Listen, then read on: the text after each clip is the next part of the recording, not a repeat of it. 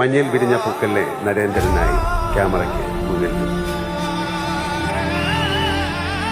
48 വർഷങ്ങൾ അഭിനയകാലത്തെ ഒരു മഹാനദിയായി സങ്കല്പിച്ചാൽ തീരത്തെ മരശിലയിൽ നിന്നും അതിലേക്ക് വീണ ഒരു ഇലയാണ് ഞാൻ.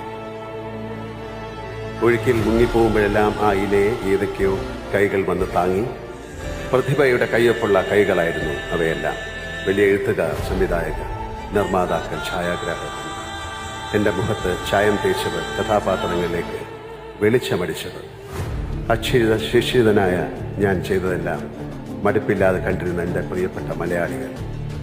ഇത് തന്നെയാണോ എൻ്റെ തൊഴിൽ എന്നാലോചിക്കുമ്പോഴെല്ലാം ലാലേട്ട എന്ന സ്നേഹത്തോടെ എന്നെ വിളിച്ചുണർത്തിയത്.